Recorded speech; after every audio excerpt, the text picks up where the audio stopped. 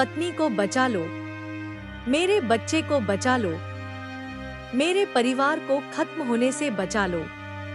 ठेला लेकर भागता शख्स ये गुहार अपने आप से और पूरे समाज से लगा रहा था, लेकिन उसकी सुनने वाला कोई नहीं था।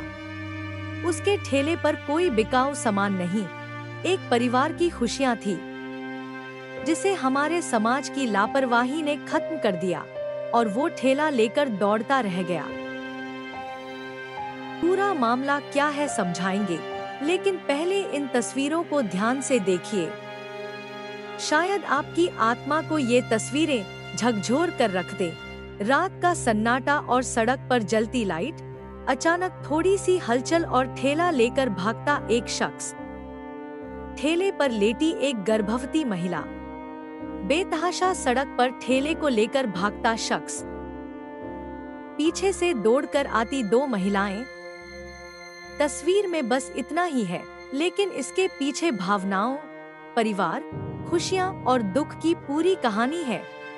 एक मासूम को पैदा होने से पहले मार देने की कहानी है। क्या है वो दुख भरी कहानी, सुनिए। इंसानियत को शर्मसार करने वाली ये तस्वीरें मध्य प्रदेश के रतलाम जिले की हैं, जहां एक गर्भवती महिला को 2 बार स्वास्थ्य केंद्र से लौटा दिया गया और कहा गया कि बच्चा पैदा होने में अभी समय लगेगा। दोनों बार उसका पति उसे घर ले आया, और तीसरी बार जब उसको प्रसव पीड़ा हुई तो उसकी कराह सुनकर उसका पति उसको लेकर ठेले पर ही भागा, जिसकी तस्वीरें वायरल हो रही हैं। एक पिता की ये दौड़ बेकार गई। उसका बच्चा जन्म लेने से पहले ही दम तोड़ चुका था। उसका परिवार 9 महीने से जिन खुशियों का बेसब्री से इंतजार कर रहा था, वो खत्म हो चुकी थी। केवल एक गलती, एक लापरवाही ने पूरे देश को हिलाकर रख दिया। कुछ बड़े और गंभीर सवाल खड़े कर दिए। क्या जिस डॉक्टर ने उसको 2 बार घर भेजा उसका परिवार नहीं था? क्या एक डॉक्टर अपनी पत्नी को ऐसे अस्पताल से घर ले जाता, या उसे अस्पताल में ही भर्ती करवाता?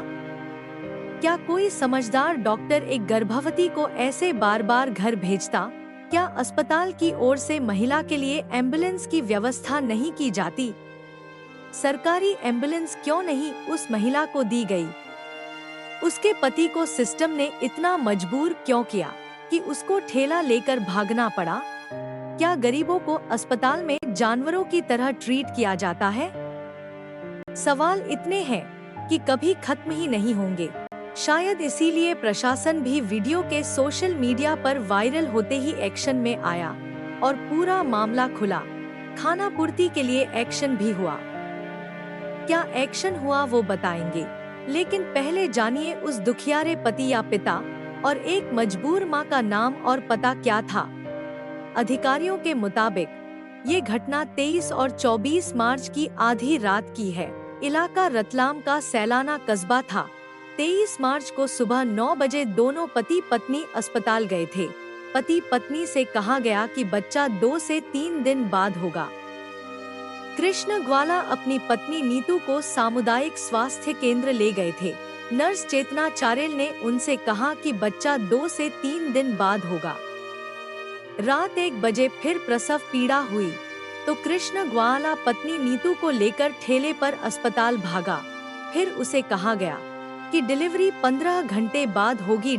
सुबह 3 बजे फिर प्रसव पीड़ा हुई और पति पत्नी को ठेले पर लेकर भागा। सुबह जरूर होने वाली थी, लेकिन उसका सूरज कृष्ण और नीतू का बच्चा नहीं देख पाया। एक माता पिता से उनका सपना छीनने के बाद सरकारी महकमा होश में आया है और जिम्मेदार लोगों पर कार्रवाई कर रहा है। लेकिन क्या केवल सस्पेंशन और निलंबन ही इसका हल है? क्या ये एक हत्या नहीं है? क्या सिस्टम को किसी की जिंदगी और मौत से फर्क नहीं पड़ता? आखिर कब बदलेगा ये सिस्टम? देश पूछ रहा है, बदलाव कब होगा? जवाब दो।